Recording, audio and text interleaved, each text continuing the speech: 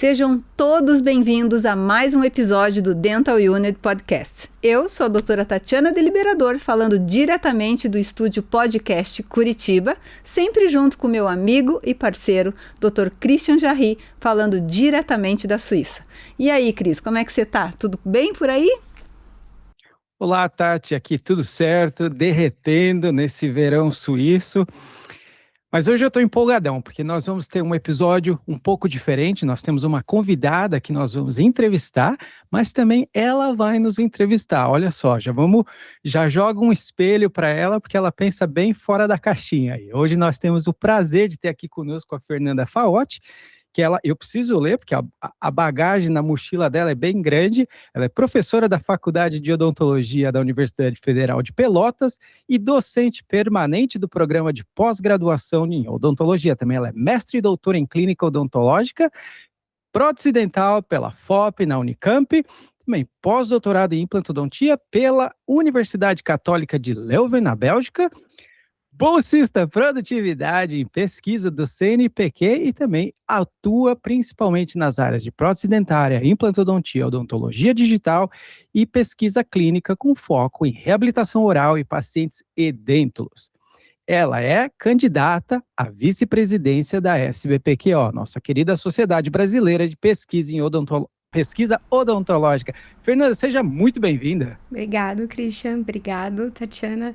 É um grande prazer estar aqui com vocês hoje, né, para falar um pouco de ciência, para ter oportunidade de discutir e captar ideias de vocês para pensar numa SBPQO para daqui 10 anos, né, que é um projeto não só meu, mas de um grupo de docentes, pesquisadores que acredita que a gente pode sim renovar a sociedade de forma ética e íntegra e atuando como uma comunidade. Muito obrigada pela oportunidade. Imagina, o prazer é nosso te receber aqui no nosso podcast. E antes de começar, eu queria só falar aqui para os nossos ouvintes o que é o SBPQO. Perfeito, né? Acho importantíssimo. Então, a Sociedade Brasileira de Pesquisa Odontológica é uma sociedade que foi fundada já há 43 anos. É a principal sociedade, a sociedade mais forte que a gente tem vinculada à pesquisa, inovação, impacto social na saúde bucal. E todos os anos acontece a reunião anual do SBPQO, onde circulam cerca de 4.000 profissionais, tanto professores quanto alunos de pós-graduação, principalmente, para mostrar quais são as principais pesquisas que estão sendo realizadas ao redor desse nosso grande Brasil, né? Então, é uma sociedade extremamente importante e hoje você está aqui conosco para falar um pouquinho disso. E eu queria começar com a primeira pergunta, vamos direto ao ponto. Perfeito, tá? Vamos lá. Vamos falar um pouquinho de você, mas vamos direto ao ponto. O que levou o teu nome a ser candidata à vice-presidência do SBPQO em 2026?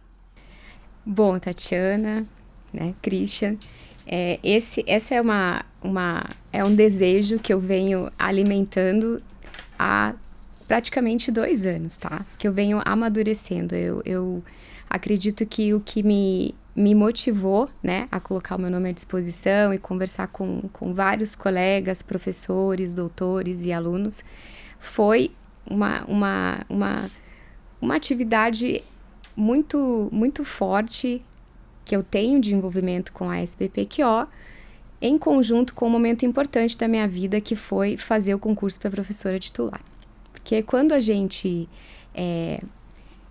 vai fazer um concurso para ter a promoção numa instituição federal, e esse é o último nível de carreira, a gente tem que fazer um documento que se chama memorial acadêmico. E a banca nos avalia, não só em decorrência da nossa produção científica, mas do nosso comportamento enquanto docente e pesquisador.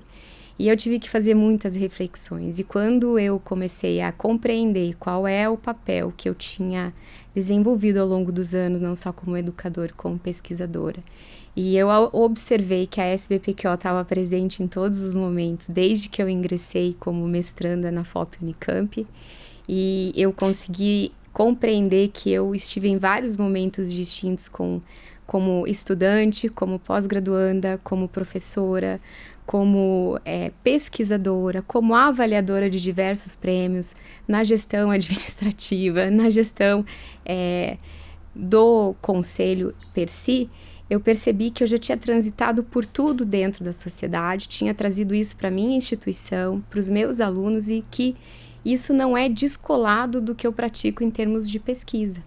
Então, hoje eu vivo a educação e a pesquisa clínica como um propósito. Eu amo o que eu faço, eu trabalho com paciente, toda a minha linha de pesquisa que gera impacto social direto, ela começa na graduação e termina na pós-graduação com a publicação e com diretrizes clínicas de tratamento hoje na área que eu demando, que é a implantodontia para o desdentado total. Então, eu vejo isso como um propósito muito grande.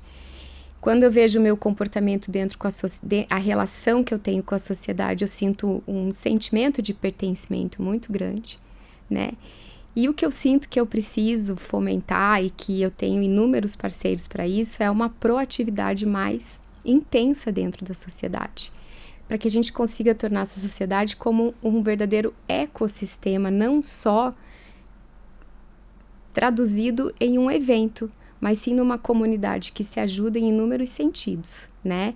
Em termos de atualização, em termos de abrir oportunidades e discussões para novas carreiras, de fortalecer diálogos com as políticas públicas, com os gestores e principalmente para trazer novas ideias para a qualificação dos próprios doutorados que a gente tem no Brasil. Então foi com toda essa reflexão que eu resolvi me colocar esse desafio e fico muito feliz de ter inúmeros parceiros com o mesmo entusiasmo. Fernanda, eu gostei muito como você abriu falando de propósito. E falando em propósito, a gente sabe assim no papel fundamental que a SBPQO tem na pesquisa brasileira. No meu mestrado, eu também apresentei na SBPQO num dos encontros, depois no doutorado, e ambos também, consequentemente, depois nas respectivas IADRs com as mesmas pesquisas. Foi assim uma jornada fantástica. E falando em SBPQO, visão de futuro, né? Porque eu imagino que a sua candidatura está ligada a um propósito, olhando para frente, não para ter mais do mesmo. Na sua visão, qual seria assim o próximo passo? Aonde que a gente quer chegar? O que a sociedade científica precisa fazer na próxima década, por exemplo, para continuar relevante?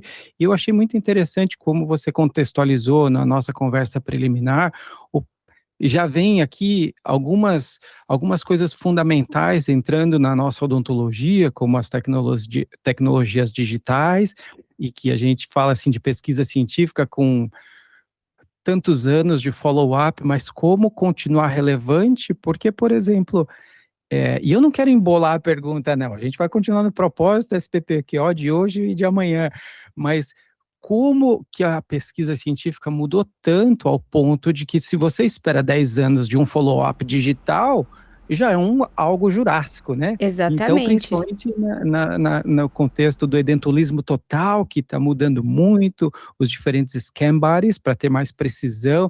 Então, assim, eu não estou querendo falar de tecnologia digital, eu estou só contextualizando que a tecnologia está mudando muito. Então, a pesquisa talvez tenha que seguir o caminho do mercado também, né? Uma coisa retroalimentar a outra. Como você vê, então, o papel da sociedade, a SBPQO, hoje e amanhã, então? Eu acho super interessante a sua pergunta, principalmente porque ela vem de uma necessidade do mercado, né? Porque o mercado é a indústria, né? Ela também acompanha, principalmente, a evolução de todos os conceitos de tratamento, e a gente não pode deixar de pensar nisso, e muitas vezes a gente olha para o perfil do evento, né, o perfil de distribuição, por exemplo, de apresentações, né, e ele não a impressão que a gente tem é que não existe essa conversa, né. Então, com relação a esse tópico em especiais, né, então, especial a odontologia digital, as novas intervenções, então, uma das coisas que aconteceu durante a própria evolução da organização da SBPQO foi a criação de novas áreas, porque até então, né, não existia, que é recente, né, a própria implantodontia, a ROF, né, são exemplos. Começou a aparecer também a disfunção temporomandibular, porque na verdade quando nós nos formamos, né, não existia especialista em disfunção temporomandibular. Então essas 3 especialidades entraram bem mais tarde, né, no portfólio de especialidades, né, dentro da SBPQO na hora de submissão de trabalhos. Então, nessa vertente de apresentação de trabalhos, eu acho que uma forma de mediar isso é ter uma avaliação, uma observação, uma equipe sazonal que durante o ano consiga propor, né, novas disciplinas ou novos temas, né, que a gente poderia, assim, pontos focais, apresentação de pontos focais do que existe com relação a pesquisas em inovação e tecnologia, por exemplo, odontologia digital é uma delas, dentro daquele ano, né, dentro daquele biênio, fazer esse levantamento e propor uma ação diferente. Eu acho que em termos de possibilitar a ativação de pós-graduandos e pesquisadores mostrar o que tem e dar visibilidade para o que faz, essa seria uma iniciativa interessante.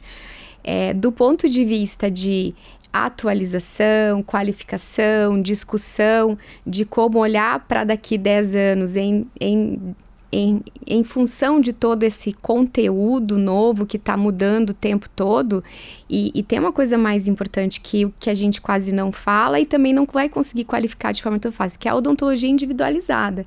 O que você está comentando, Christian, é isso. Quando eu estou propondo tecnologias para resolver problemas pontuais do paciente, centrados no paciente, que é o que a indústria hoje está se propondo a fazer e faz com bastante sinergia junto com as universidades, é difícil de realmente qualificar e o tempo todo discutir. Uma forma de se fazer isso seria, né, isso na minha opinião, a gente precisa ver a viabilidade, é discutir, montar grupos focais de discussão, implementação de consensos, de diretrizes, né, de posicionamentos institucionais, né, baseados na evidência científica, para que a gente pontualmente discuta e mostre direção, mostrando que a gente consegue, na verdade, direcionar as pesquisas para determinado ponto estratégico, necessidade. Porque isso é fato, é difícil a gente acompanhar a evolução, né? Principalmente aqui no Brasil. É muito bom ouvir sua experiência, tá no exterior, tem uma vivência completamente diferente da nossa, mas aqui no Brasil, a gente tem problemas muito mais simples, né, com relação à comunicação com a indústria do que no exterior. A gente está começando a construir e falar disso sem preconceito. Então, eu acho que a forma com que a sociedade pode ajudar é estabelecer uma rotina, um grupo focal de estudos que se preocupe a mapear essas tendências e tomar a seguinte decisão: vamos investir em divulgar isso, implementar isso, né? Buscar empresas ou pesquisadores para que a gente esteja sempre atualizado, para que a gente consiga mostrar para a comunidade científica do que a indústria está precisando, para que a gente não vivencie ciência em descompasso com a indústria. Acho que essa seria uma ideia que a gente precisaria estudar, né, através de um grupo de trabalho. Legal. E nessa tua fala, o que eu percebo é que você quer conectar as coisas. Exatamente. Né? E conectar é uma palavra que você escolheu muito na sua proposta para a candidatura da vice-presidência. E eu queria que você explicasse o porquê você escolheu essa palavra e o que você quer conectar, principalmente com essas gerações também um pouco mais jovens. Isso eu acho que é o cerne principal que quem vivencia a educação, né, no ensino superior tem, né? A gente já tem um descompasso entre a nossa formação para ser docente e a nossa formação hoje para se atualizar e também olhar para si como professor, como um comunicador, né? A gente está aqui hoje como comunicadores e eu confesso a vocês que eu não me sinto à vontade nesse papel de comunicadora, mas eu acho que a gente precisa investir nisso, Porque o mundo mudou, o mundo globalizou e a gente precisa se posicionar, certo? E nesse sentido, Tatiana, acho que a palavra conectar é a ideal, porque na verdade ela vai transitar por 5 grandes ações que eu acho importantíssimo que a sociedade precisa alavancar, né? A primeira delas é conectar a ciência. E a ciência hoje, no mundo inteiro, né? Ela não vive sem a participação intensa da indústria. E no Brasil a gente está engatinhando nesse sentido. Né? Eu falo por mim, sou pesquisadora clínica, a Tatiana depois eu vou fazer inúmeras assim, perguntas e abordagens para ela e para ti também, que vivenciam isso na prática. E então acho que a primeira coisa é a gente pensar nisso. A gente está engatinhando, a gente precisa compreender esse movimento melhor, né? Eu ainda tenho dificuldades em compreender esse cenário, eu acho que eu já tenho uma vasta experiência aí com estudos clínicos para dizer isso, e a gente a cada estudo clínico está aprendendo. Então a gente precisa estreitar essa relação, entender o que o mercado quer, né? E não olhar isso com preconceito. A gente também, né, um outro dizer, conectar pessoas. A gente precisa hoje mostrar para o jovem pesquisador, né, não só depois que ele titula, mas durante a sua formação, que existem inúmeras opções de carreiras dentro da pesquisa odontológica que a gente sequer sabe, né? Então a gente não vai mais formar um doutor só para tornar um docente universitário. Então a gente tem que conectar essas pessoas, a gente tem que trazer quem está no mercado de trabalho e mostrar quais são as opções visíveis e caminhos que ele pode seguir. A gente precisa conectar a evidência, porque a despeito da gente encontrar algumas informações lá no portfólio da sociedade, a gente precisa ser mais incisivo. A gente precisa se posicionar enquanto uma sociedade brasileira. O que eu entendo por isso? Nós temos problemas, né? Problemas e intervenções clínicas que são aplicáveis no Brasil, que são do Brasil, não são do mundo. E muito do que a gente espelha quando a gente prospecta ser um pesquisador ou desenha uma linha de pesquisa, a gente vai lá, busca literatura científica, tenta se alinhar com algum problema de pesquisa, aquele que normalmente o nosso ambiente permita que seja explorado, porque eu tenho que fazer isso com inteligência e com um amparo financeiro, certo? Então, depende do local que você está sediado, vai ter limitações nesse sentido, não só financeira, mas de populações em estudo. E aí a gente precisa se posicionar, sim, com relação ao que acontece no nosso país. Porque existem problemas que na Europa já estão resolvidos em termos de saúde bucal, nos Estados Unidos já estão resolvidos, bem desenhados, e no Brasil não. Nós estamos engatinhando. Uma forma de fazer isso é olhar para a evidência científica, nos posicionarmos enquanto instituição, em forma de consenso, posicionamento científico, institucional, né? Contar com professores de cada especialidade para fazer esse movimento. E esse movimento de conectar a evidência vai também conectar, né, gestores públicos, políticas públicas. Porque muitas vezes a gente não consegue ter esse diálogo, né? A gente não sabe como estabelecer um diálogo e a gente sabe que hoje existem inúmeros caminhos através do Ministério da Saúde, né? Através de gestores não só federais, muitas vezes estaduais e municipais, que podem estar integrando aí, né, de forma direta e indireta na captação de recursos para pesquisa, né? E também no processo, e a gente auxiliando nas tomadas de decisão, através de inúmeras parcerias, né? E por fim, né, eu acho que tirando né, sumarizando o conecta, o último é o conecta doutoramento, né? Que tudo isso, na verdade, para que essa modificação ocorra, a gente precisa mudar, né, algumas coisas durante a titulação do doutor e se preocupar em fazer uma reflexão crítica de como a gente quer o doutor do futuro. Muito bem. Então, conectar indústria, conectar ciência, conectar pessoas, evidências políticas públicas e educação superior. E é bastante coisa, hein? É bastante coisa, mas eu não consigo hoje ver isso de forma estanque. Então, por isso é um movimento, na um verdade, movimento. que a gente vai ver e iniciar agora, né? Também a gente tem que ter uma visão grandiosa do que a gente quer para o futuro, porque a gente tá, né? A gente já se pode Começa de alguém a tem que gente começar. jovem sênior, né? É muito engraçado porque quando eu... É que a gente se sente jovem, né? Vamos falar assim. Não, eu sou jovem. Eu sou jovem, mas assim, é muito engraçado, né? Porque a gente não é que sofre as consequências, a gente sofre as consequências positivas de envelhecer bem, né? Sim. Então, quando eu fiz o meu concurso de titular, teve uma pergunta que deixa a gente fora do ar, que é assim, ó, professor Carlos Estrela, professor Altair, grandes nomes na minha banca. Meu Deus. E aí, eles assim, tá, mas e aí? Você é uma titular jovem, porque quando a gente pensa em professor titular, você pensa num catedrático, né? Aqueles nossos professores, Sim. eu não sei onde você foi formada, mas eu fui formada aqui na PUC Paraná com um orgulho absurdo. E aí, eu lembro do Luiz Piloto, que fundou, ele era o catedrático da patologia. E assim, a gente não vê mais isso. Não. Né? Então, eu cheguei... A titular jovem, muito jovem. E tem jovem. docentes na UFPEL, por exemplo, que vão se tornar titular muito mais jovem do que eu. Que legal.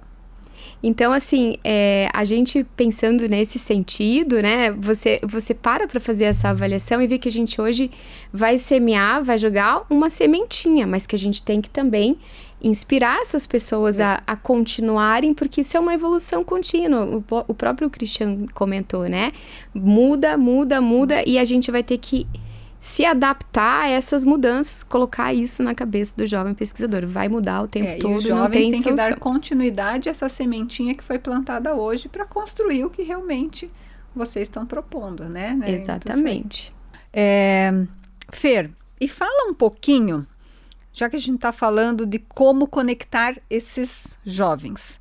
Como que você acha que a sociedade pode atrair mais jovens para se associar e eles se manterem sócios e também contribuir de forma adequada para a sociedade? Explica um pouquinho para o que eu penso disso, né? Então, assim... E que tipo de sócio que eles podem ser? Bom... Nos seus diferentes níveis de sociedade. Então, ele, quando ele tem a opção de se filiar à sociedade, existem 3 modalidades de sócio, né? O sócio iniciante, que é aquele que pode ingressar na sociedade como estudante de graduação, né? Como estudante da especialização ou qualquer estudante que faça estágio na área. O sócio aspirante, alunos matriculados nos mestrados e doutorados em curso. E uma vez que você se titule doutor e se torne pesquisador, independente de ser de uma instituição superior ou não, você vai se tornar um sócio efetivo, tá? Em qualquer das 3 modalidades, você vai poder apresentar trabalhos científicos, vai poder aderir à sociedade, frequentar o congresso, né? E fazer uso da plataforma hoje disponível da SBPQO. Como mantê-los lá? Concordo. Hoje, quando a gente vai fazer um overview, o que a gente percebe, e é uma grande... É um grande comentário, uma grande dor que eu sinto de colegas, né, pesquisadores hoje, é que a gente tem a impressão que a sociedade só se reúne uma vez por ano no congresso. Né? A gente olha para a sociedade dessa maneira, e a SBPQO é o evento de setembro. Não, a gente precisa mudar um pouco essa mentalidade, esse pensar, e o que eu penso sobre isso em termos de expandir isso e expandir as ações para os jovens pesquisadores a gente tem um movimento grande, grandes parcerias com a indústria, com outros setores, e por que não implementar algum programa de mentoria, de discussão de projetos de forma mais orientada, né? De workshops que podem acontecer durante o evento e no transcorrer do ano, ou seja, a gente ter uma visibilidade da sociedade ao longo do ano de forma contínua, né? E fazer workshops com relação, por exemplo, também às formas de fomento, porque a gente sabe que existe uma diferença imensa de não em termos de desenhos de pesquisas, mas de gestão em pesquisa, de compreensão dos editais no cenário nacional. Então, a gente pode estar buscando também a participação das FAPs, das Fundações de Amparo de Pesquisa dos diversos estados junto à sociedade para fazer esse trabalho de divulgação, de orientação. Então, buscar ideias, né? Também trazer ideias e ações já implementadas em diferentes estados. Então, vou dar um exemplo, do meu estado hoje, que é o Rio Grande do Sul, onde eu atuo. Então, a FAPERGS é muito ativa com relação a isso, né? A FAPESP também eu não consigo qualificar pontualmente, porque não sou pesquisadora paulista. Mas a gente tem algumas ações, por exemplo, junto com a FINEP, de implementação de letramento e inovação para o pesquisador. E eu achei isso sensacional, porque isso vai melhorar, principalmente, as opções de diálogo que um jovem pesquisador pode criar com a indústria. Então, essa seria uma das ações, né? Então, está ajudando ele a compreender, né, esses assuntos que muitas vezes atualmente não está disponível nos cursos de pós-graduação, mas que dialogam e ampliam, né, e sanam a dor de vários jovens doutores que muitas vezes queixam-se de que saem de um programa de pós-graduação não preparados para as opções de mercado de trabalho atuais. Nem sabem quais são as opções. Nem sabem. Né? Então, eu acho que existe uma forma da gente conseguir institucionalizar essas ações. Orientar esses jovens. Orientar esses jovens. Fernanda, eu gostei muito como você contextualizou a pergunta da Tati, e é realmente um paradoxo, porque quando a gente fala, parece dois universos paralelos, as universidades federais e estaduais com bastante foco na pesquisa, enquanto as universidades privadas com bastante foco em clínica, hoje algumas, graças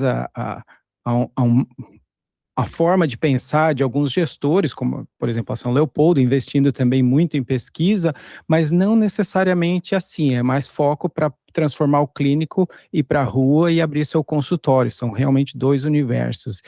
E eu vejo assim, como eu mesmo, na nossa discussão anterior, a gente estava falando sobre, no futuro, talvez a São Leopoldo ter o doutorado profissionalizante. No meu mestrado, foi profissionalizante, e depois para a gente para dar sequência com o doutorado, nós aplicamos para uma bolsa da FAPESP, mas entra numa guerra, parece meio política, porque é um fomento para um bolsista que estaria numa universidade privada, e logicamente tomei porta na cara nas duas tentativas que eu tive, e graças a Deus o professor José Luiz Junqueira que fomentou e autorizou que eu tivesse bolsa via a própria São Leopoldo, que foi assim sensacional, um presente gigantesco que eu vou ser eternamente grato. E foi a pesquisa feita durante o doutorado que jogou luz para um monte de outras possibilidades, e vieram muitos alunos depois, expandiram essa pesquisa. Então eu vejo assim, eu gosto como você fala de conectar, porque, por exemplo, se você pega também o aluno que está na universidade privada, com muito foco clínico, e ele visita um encontro da sociedade, ele vai achar que aquilo ali, pelo menos na minha época, que aquilo ali não é para ele, que tem muita pesquisa fundamental, muita área básica ali sendo discutido, né? E quando tem uma grande oportunidade ali, eu sou prova disso, que eu sempre vivi da clínica, e foi o Marcelo Napimoc que abriu minha cabeça para pesquisa, e que eu achei sensacional e não queria mais sair daquilo, entendeu? Então você precisa de alguém sempre, mentores, abrindo um caminho assim para o que pode acontecer.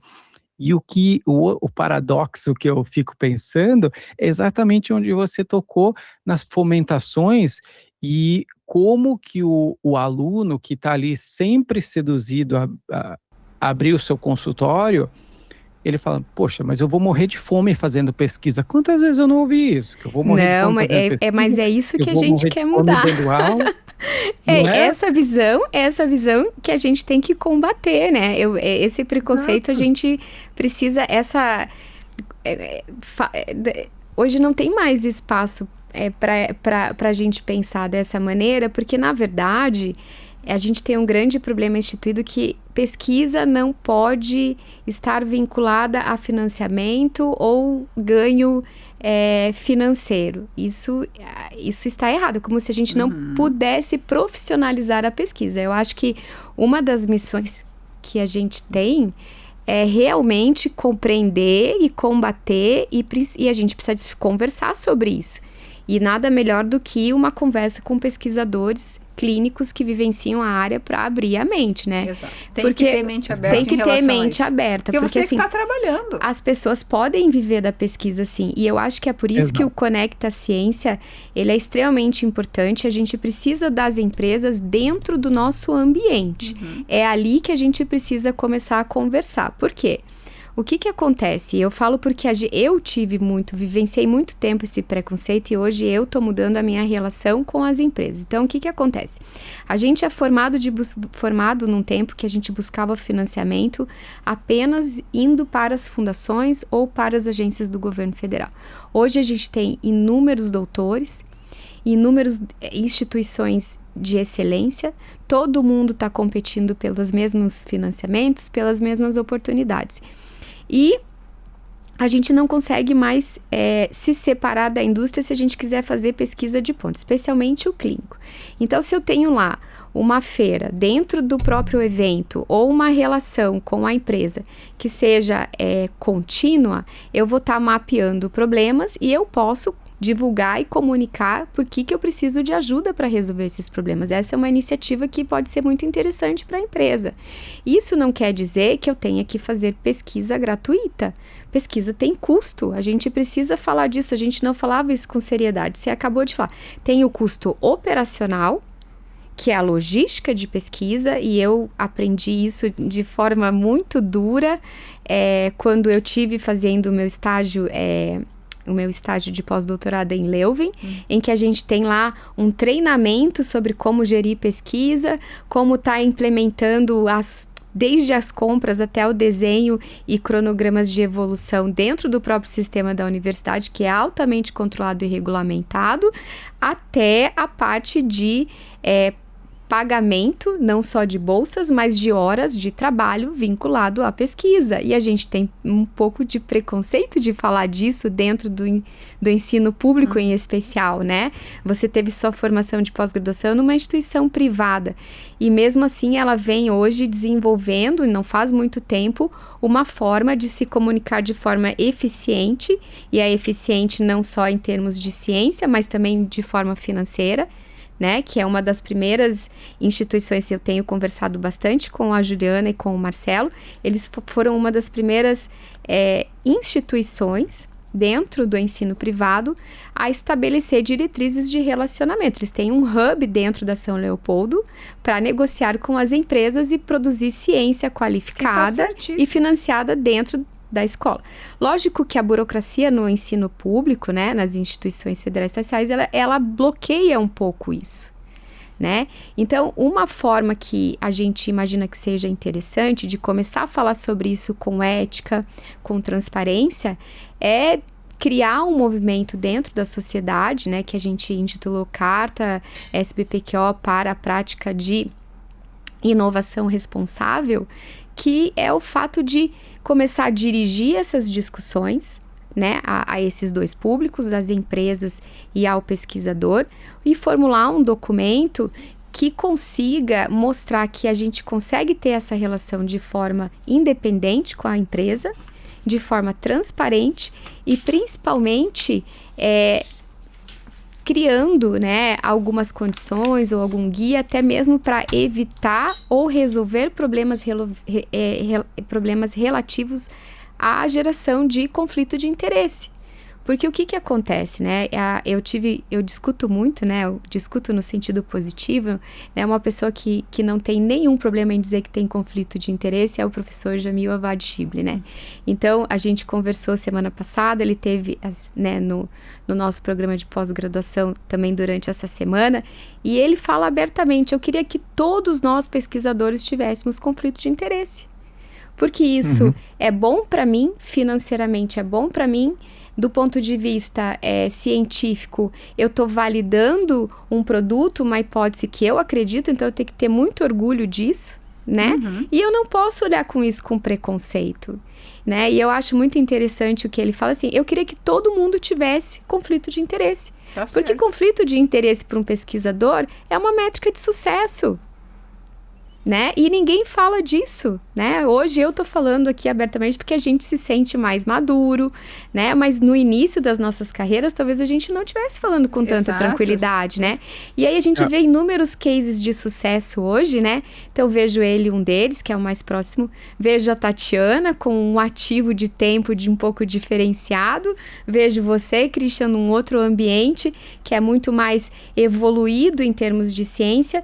É lógico que a gente sabe que são realidades distintas e a gente tem que aprender contigo, com as pessoas que estão aí, com brasileiros que foram formados por nós. Sim, E chegaram estão longe. aplicando, chegaram tão longe por conta da nossa formação, né? E da nossa mentalidade.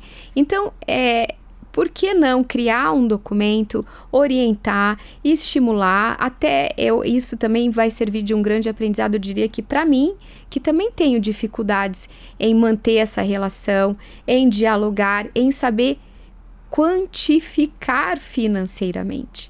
Isso é o dolorido. Por que é dolorido quantificar financeiramente? Porque vamos para os valores. A FAPESP hoje, né, é uma fundação forte que hoje ela estimula, né, essa prática. Existem alguns manuais. Também ela remunera melhor do que o Brasil inteiro, né? É discrepante o quanto, se você for fazer uma comparação das bolsas pagas pela FAPESP e as bolsas pagas pelas agências federais como a CAPES ou o CNPq. Então, assim, a gente precisa discutir um pouco sobre isso, tentar melhorar esse cenário e não ter nenhum problema em conversar sobre isso, né? A gente precisa dizer que o pesquisador pode viver de pesquisa, desde que ele saiba como fazê-lo e como valorizá-lo. E a gente nunca abriu essa discussão em ambiente algum. E usar esses modelos do setor do governo para a prática privada, para as empresas privadas. Talvez seguir um modelo, as empresas precisam entender isso. Ó, eu tenho a FAPESP, eu tenho a CNPq, eu tenho a CAPES. Por que você não pode ser uma FAPESP, um CNPq ou uma CAPES? E financiar Exatamente, a pesquisa? que é o que já acontece em outros países e que a gente também precisa conversar com a indústria e estimular. Né? Na verdade, às vezes, não são todas que têm um departamento, uma consultoria científica forte. Exato. E às vezes também não tem a verba suficiente, mas as empresas maiores têm. E às vezes não veem esse lado, porque tem algumas empresas que não valorizam a ciência. Eles querem o quê? Vender o produto.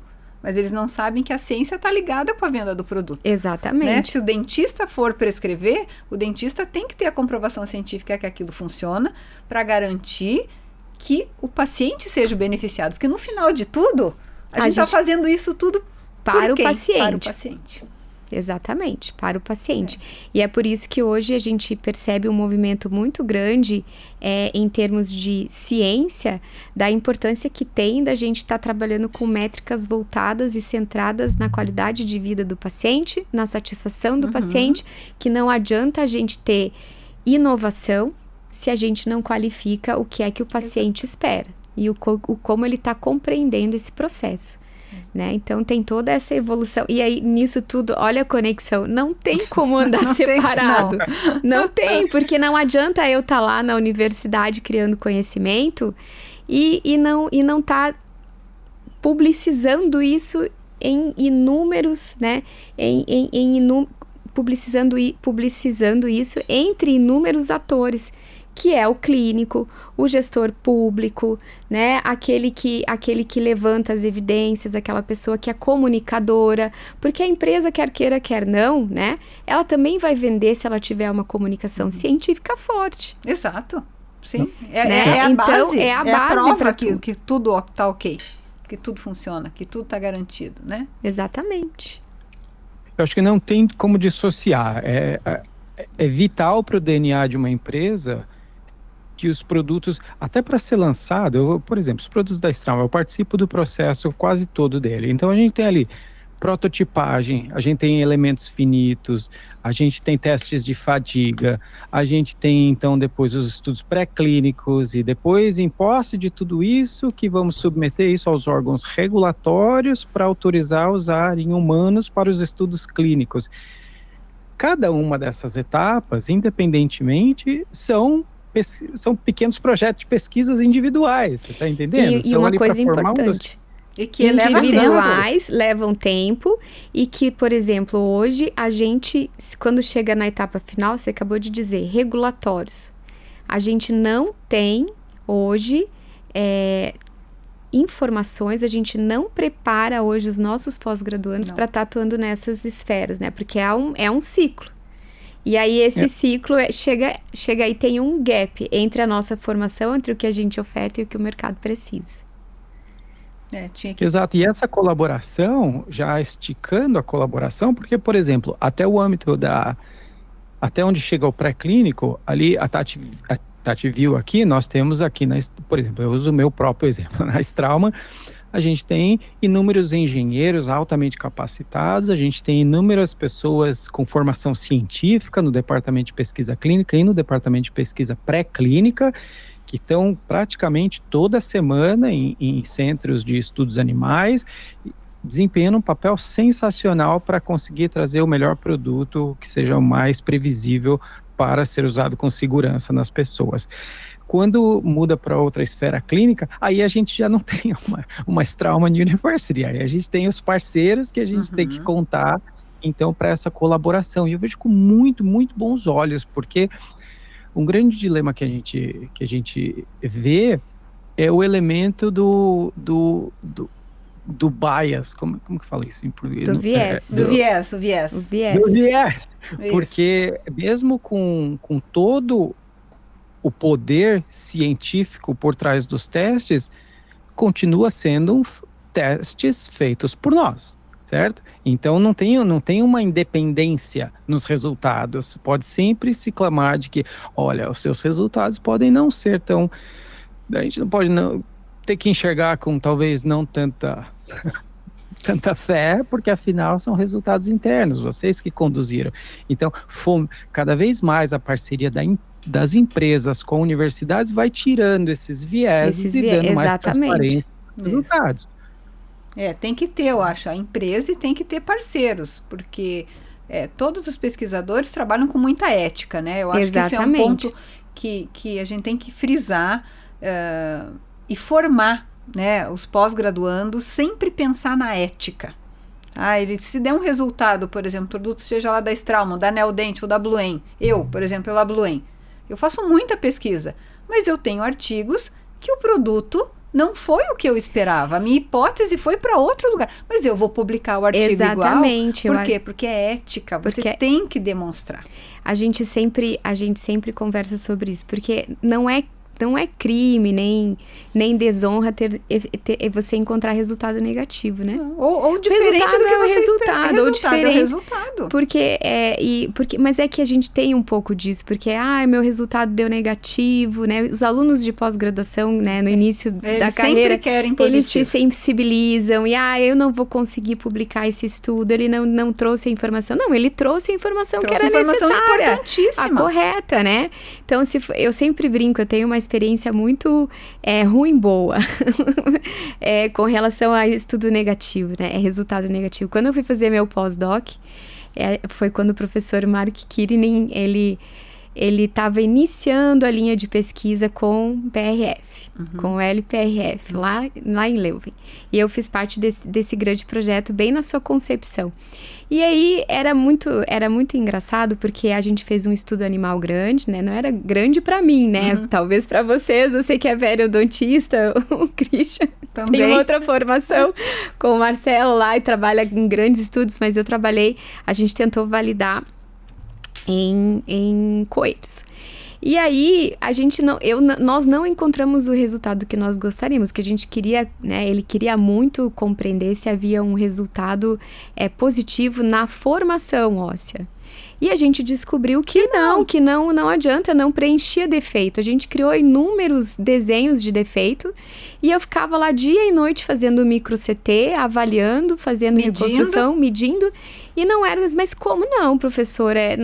O processo biológico não responde, né? E aí a resposta do tecido mole era sensacional. Mas do tecido ósseo não. Do tecido ósseo olha a resposta que você deu para o mundo. Estudo gigante. Aí na hora de publicar, todo mundo, mas resultado negativo, a empresa, né, era subsidiado pela Intraloc naquela ocasião por causa das centrífugas.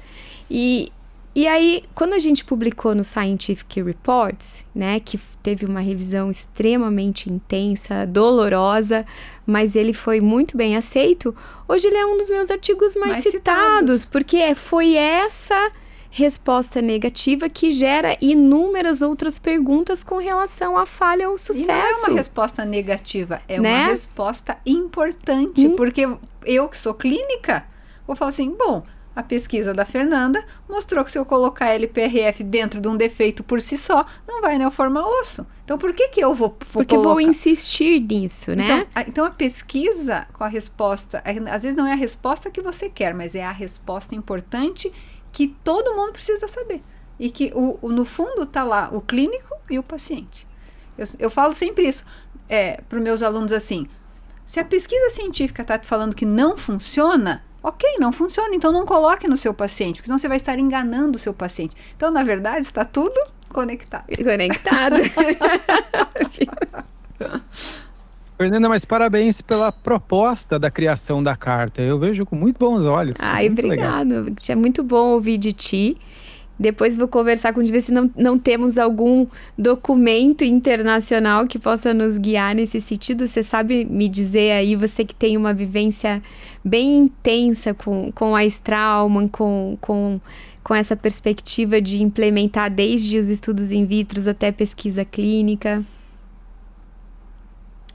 Eu tenho bons colegas com bastante conhecimento dos caminhos. Eu faço a maior questão de conectá-los com você. Nossa, muito obrigado. Com certeza será acionado o Fundo Internacional para dirigir a gente a fazer um documento que às vezes até inspire, né, outros países a colaborar. Eu trabalho muito com execução, com a parte clínica, executora, mas eles têm completo domínio de legislação, parcerias, o que é possível, o que não é, e até onde, em diferentes pontos geográficos. Eu conecto com o maior prazer. Obrigado mesmo. Fernanda, você fala sobre transformar conhecimento em impacto, que eu acho fundamental na pesquisa. Não faz o menor sentido ter todo um fomento, todo um empenho de pessoas para ter um resultado que... então a gente tem que resolver problemas, certo? É como a Tati falou, o resultado tem que trazer ou clareza no direcionamento ou transformar algo que alguém está fazendo. Ok, então esse workflow é reprodutível, contudo, seguro, né? Que a gente teve resultados favoráveis nesse sentido. Então, como você acha assim, que a SBPQO pode contribuir para que essas evidências científicas cheguem o mais rápido possível? Porque parece uma grande jornada entre uma publicação e até que uma empresa, então, olhe para aquela publicação e fala, olha, talvez seja aqui um momento da gente redirecionar um produto e aí investir em desenvolvimento, mas ainda mais pesquisa, para então criar esse produto para adereçar aquele problema que foi respondido lá atrás com uma pesquisa. Então, assim, como você imagina que esse BPQO pode contribuir para que essas evidências cheguem o mais rápido possível ao impacto, ajudando pacientes no final das contas? Bom, nós temos hoje uma rede de pesquisadores que trabalha com síntese de evidência científica com muita expertise em todo o país, certo? A gente precisa trazer essas pessoas, né, para um projeto que a gente poderia intitular como se fosse um observatório de evidências que fosse capaz de traduzir tudo o que existe para diferentes públicos, né, resumir isso com uma linguagem adequada. Isso poderia ser feito através de um trabalho de grupos focais, para definir posicionamentos institucionais, mapear problemas que ainda demandam de soluções rápidas, né, seja de políticas públicas ou relacionados à odontologia individualizada, posicionamentos institucionais sobre intervenções ou ações públicas já estudadas ou aplicadas no mundo e que podem ser objeto de síntese e depois também gerarem documentos para que os gestores públicos possam consultar com facilidade, né, e rapidez. A promoção de grupos de trabalho também para desenvolver consensos internacionais, o que é uma prática constante por associações como entidades como a AO, que é a Academy of Osseointegration, o próprio EAO, European Association for Osseointegration, dentre outras que a gente sabe que existem, né? As sociedades da periodontia também têm esse movimento muito forte que a gente não vê aqui dentro da nossa sociedade voltada para os nossos problemas nacionais. Volto a insistir. E vou dar um exemplo bem simples e clássico, que é uma coisa que eu sinto falta e que nos guiaria muito a contribuir tanto com a iniciativa privada quanto para a prática de saúde pública, que seria falar um pouco mais sobre o edentulismo, né? Ter consensos baseados nas opções terapêuticas que a gente tem disponíveis no Brasil, porque eu frequento muitos congressos internacionais e a gente tem muita tecnologia que não vai chegar aqui por questões de ordem fiscais, burocráticas, de interesse da empresa, não é a falta de interesse da empresa, é a falta de apoio para que a empresa implemente. E aí a gente vai entrar na parte de impostos, né? Toda a parte regulatória. Então a gente precisa estimular esses consensos direcionados para fortalecer o diálogo até mesmo da empresa com, né, os atores governamentais que possam colaborar para que as coisas sejam implementadas no Brasil, as novas terapêuticas, os novos produtos, os novos equipamentos, porque a gente hoje tem uma carência muito grande de acesso a essas tecnologias, né? Por exemplo, uma delas são algumas opções na área de implantodontia, principalmente na área de reabilitação oral, da odontologia digital, o próprio estímulo do consumo, do uso do laser. Quantas opções de laser a gente tem disponíveis no Brasil? A gente tem pouco acesso, né? E hoje a gente está vendo que é um campo que está assim, ó, a gente não pensa mais em nenhum procedimento clínico sem a aplicação do laser, né? E não é um equipamento hoje, uma terapia que seja de fácil acesso. Não. O custo, ele é impeditivo muitas vezes. Então, eu acho que a partir do momento... E a formação do profissional também. Muitos profissionais não têm a formação para trabalhar com laser. Então, às vezes, estimular mais isso. Porque Exatamente. Dependendo do equipamento que usa, é uma forma, né? Então, as empresas também podem colaborar com isso. Podem. Então, eu acho que essa política de formular documentos que vão certificar, né, e vão auxiliar a ampliar o acesso, a ampliar o diálogo que as empresas precisam ter com as agências do governo, ou mesmo para os clínicos que estão, né, não só na iniciativa privada, mas gerar uma fonte de evidências robusta também para quem está trabalhando nas redes de saúde pública, porque hoje a gente tem alguns documentos oficiais do Ministério da Saúde, mas muitas vezes a forma com que esse documento é validado, que existe toda uma forma de processamento, de consulta à comunidade, que quando esses documentos estão lá disponíveis para a capacitação desses profissionais, como a gente começou a conversar no início aqui do podcast, essa tecnologia, essa intervenção, essa forma de tratar já está superada. Verdade. Né? Então, a gente precisa ser mais ágil. Eu acho que a sociedade pode contribuir através da formulação desses documentos oficiais de inúmeros níveis, desde posicionamento até consensos bem específicos, né, para a solução de problemas clínicos. Isso que você falou é bem importante. Eu acho que agilizar o processo, manter as informações atualizadas, ser de fácil acesso. Às vezes, o documento é um documento gigantesco, a pessoa nem tem vontade de ler todo aquele documento. Não, ele tem que ter um layout, uma roupagem completa. Eu preciso... Tem que ser prático. Prático e que tenha uma linguagem clara, né? Eu não vou simplesmente transpor as informações na linguagem científica, certo? Eu preciso ter um grupo muito orientado. Existem técnicas para isso, é todo um trabalho guiado para que isso tenha um alcance eficiente de forma clara, concisa e direcionada. E tá sendo muito gostoso te escutar, assim, porque você com as tuas propostas de mudança, de engajamento, de conexão de pessoas, eu acho que precisa mudar um pouco esse olhar da sociedade mesmo, do SBPQO. Não, e a gente precisa dessa energia do jovem pesquisador. Eu vejo os meus alunos, muita coisa que eu estou fazendo, essa forma de pensar, né, de conectar, né, exatamente. Vem muito dos meus alunos atuais, porque, do contrário, eu não teria motivação para isso. Porque a gente pensa assim, a gente já faz o que faz tão bem, por que eu tenho que me posicionar? Porque a professora, a senhora precisa inspirar, a senhora precisa motivar, faz isso o tempo todo, por que não falar para uma voz maior, né? Então, é nesse sentido, é dar vozes, mas quando eu sou uma voz, eu estou trazendo várias vozes comigo. Quando eu converso com você, quando estou me conectando com você, eu tenho uma outra visão, eu tenho uma outra voz, eu tenho uma outra forma de comunicar. A mesma coisa com o Christian. Então, tem muitos atores, né? E isso tudo a gente precisa dizer. Muitas vezes a gente, essa geração é difícil, né? Eu reclamo muito, eu sou uma pessoa, eu sou a reclamante. Mas a gente precisa reconhecer, porque eles nos ensinam.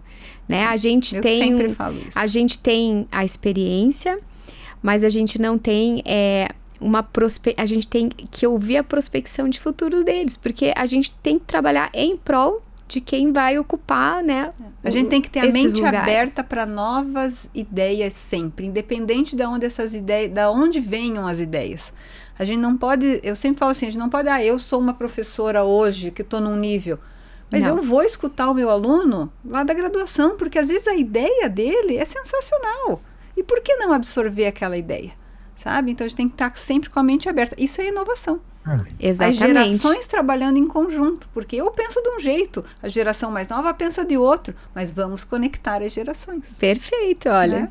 Esse é o outro conectar que vai entrar aqui. E diante disso, dessas palavras, você escolheu 3 palavras aqui para a tua candidatura. Exatamente. Tá? Que são propósito, pertencimento e proatividade.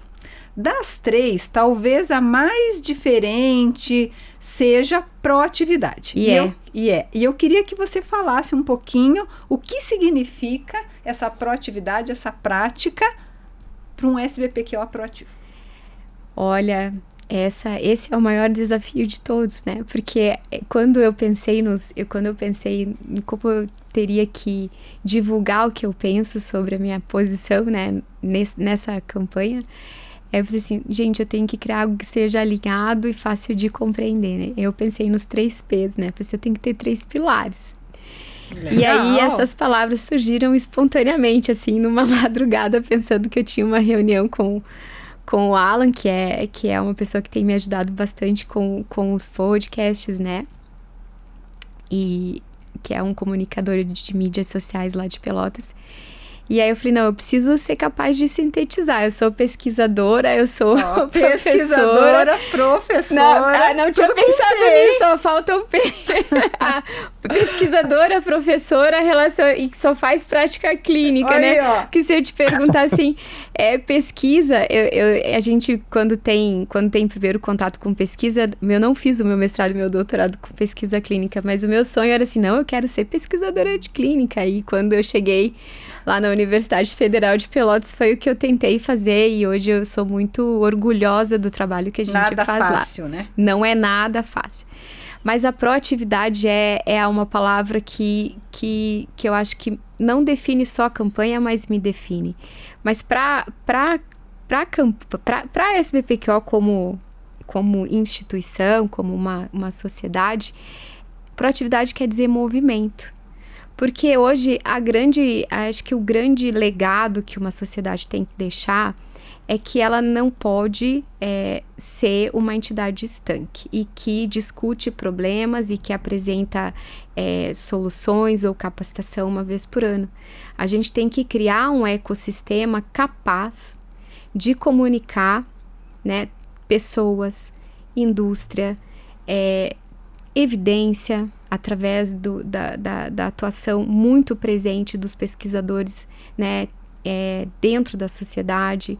A gente precisa criar um diálogo prévio com os gestores públicos, antenado sempre no que está acontecendo na nossa realidade nacional, né? Isso é muito importante porque durante muitos anos eu acho que a nossa formação, a nossa geração foi formada muito focada em consultar problemas internacionais, a literatura internacional, para ter boas ideias, para desenhar pesquisas, e hoje não. Hoje a gente precisa focar no que a gente precisa aqui no nosso país. Sim. E a pesquisa brasileira é maravilhosa, né? Tem duas pesquisas. Não, exatamente. A gente tem formado, né, excelentes pesquisadores, tanto é que pesquisadores brasileiros hoje têm ocupado inúmeros postos de direção, né, de pesquisa e de direção de cursos no exterior. E, por fim, né, essa proatividade, ela também tem que vir aliada do conceito da atualização, né? De pensar que a gente não vai mais formar os doutores só para estar dentro da universidade. E uma forma de discutir isso de forma ética, de forma a ampliar tudo isso, é tendo uma discussão guiada, baseada, por exemplo, em diretrizes como o Orfeus, né, que é uma entidade internacional que regula hoje como qualificar doutores na Europa, né? Ele é uma entidade que certifica, né, a qualidade de boas práticas durante o doutoramento e que hoje vai se instalar aqui na América Latina através de uma grande representante nacional, que é a professora Juliana Clemente Napimoga, né? Que é a professora lá da Mandic, né? Então, que vai ser hoje a única stakeholder, né, de todo esse conjunto de ações para a América Latina, um grande desafio, né, que posteriormente também a gente vai conversar aí durante esse percurso que a gente vai ter até a eleição, mas que eu acho que, na verdade, também é um dos corações aí dessa proatividade, é a gente discutir, né, dentro da sociedade, guiado pela sociedade, qual é o doutor do futuro que a gente quer ter. Legal. Muito bom, Fernanda. Olha, tudo que é bom, infelizmente, começa... infelizmente tem um fim. Exato. A gente gostaria, assim, tem um monte de coisa que a gente gostaria de discutir, mas agora, nesse primeiro bloco, a gente começa a chegar já em... atenção, como é que o piloto fala? Atenção, equipe de bordo, preparar para o pouso. A gente já está começando aqui, preparar para o pouso. Eu gostaria de terminar olhando para frente. A gente começou exatamente olhando para frente, mas falando de futuro, olhando para trás, né? A Fernanda, que teve uma gestão na SPPQO, e se alguém te perguntasse, então, qual foi? Eu sei que não adianta a gente querer falar, eu quero fazer a paz mundial, porque é um problema muito complexo. Exatamente. Então, se a gente pode priorizar a sua principal contribuição na gestão da SPPQO, qual seria a sua primeira opção? Assim, isso aqui eu teria muito orgulho se aconteceu. Não, se tivesse acontecido. Que aconteceu? Que aconteceu? Bom, eu gostaria muito de ver como uma métrica de sucesso, né? A gente sempre propõe uma ação e tem que qualificar. Como vou quantificar essa métrica? Eu acho que de todas elas, a gente já pratica praticamente todas, mas tem uma que é a que eu sinto mais falta e que eu ia sentir muito orgulho, que é melhorar esse diálogo com a iniciativa privada e que esse guia de boas práticas baseado numa inovação responsável fosse um documento que fosse de servir de subsídios para os jovens pesquisadores para maximizar né, principalmente a produção de ciência que gera impacto social, ou seja, uma forma de transitar de forma ética e responsável e independente para promover um impacto social que repercutisse diretamente na qualidade de vida dos pacientes. Então, eu acho que não existe hoje, essa seria a principal ação que eu teria, assim, que eu disse assim, eu consegui deixar um legado, né, que esse preconceito foi deixado de lado e hoje o jovem pesquisador, ele consegue praticar a sua vocação, porque a gente sabe que pesquisa também tem um pouco de vocação, a gente tem que gostar, principalmente quem trabalha com pesquisa, não só com pesquisa clínica, porque a gente que é da pesquisa clínica tem o amor pelos pacientes, né, tem tem uma relação, né, um pouco diferente com, né, o sujeito da pesquisa, né, você acaba aqui militando, quem faz prática clínica sabe disso, mas também quem está no laboratório tem diversos outros, né, atores, né, assim, é apaixonado pelo ambiente, é apaixonado pela bancada, pelo cultivo, pelas células crescendo, eu ia brincar assim, mas assim, isso, lógico, precede um pouco, né, é difícil pra gente muitas vezes contextualizar o impacto social, mas é um grande ator e colaborador dentro de tudo isso. Mas eu acho que se a gente conseguisse hoje, para o nosso momento nacional, para as dificuldades que a gente tem, para a forma de olhar para a prática clínica com mais amadurecimento dentro desse ambiente científico, esse seria o meu maior legado. Joia. Que bom. Muito bom. Obrigado.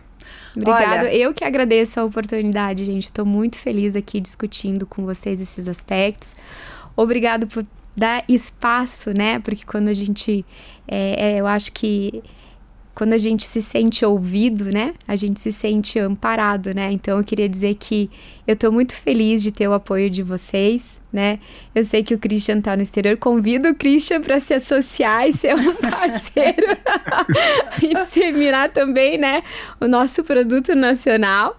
Tatiana, quero te agradecer porque desde que eu coloquei o meu nome à disposição, você foi uma das primeiras a me apoiar, né, e eu me senti apoiada de corpo e alma, não só pelo universo feminino, mas pela grande pesquisadora que você é, pela grande comunicadora que você é, pela grande clínica que você é, né?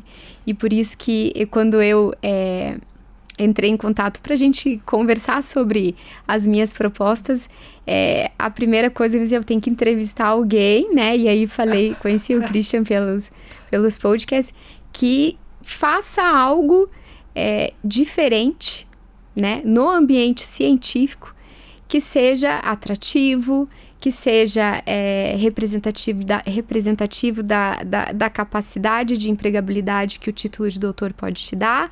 E eu queria dizer assim que vocês são assim grandes exemplos de que a gente não precisa estar só dentro da universidade para se tornar grandes pesquisadores e praticar grandes ações de pesquisa. Então, muito obrigado pela oportunidade. Imagina, o prazer é nosso e eu voltando um pouquinho no tempo, que não faz tanto, né? Começou essa tua ideia esse ano. Quando ela me ligou, viu, Cris? O Cris sabe dessa história. Eu falei, olha, a Fernanda me ligou, ela vai ser candidata ao SBPQO. O Christian, nossa, eu gosto muito do SBPQO. E eu fiquei muito orgulhosa de ser você, né? Porque apesar da gente não ter muito contato, mas a gente a gente se conhece.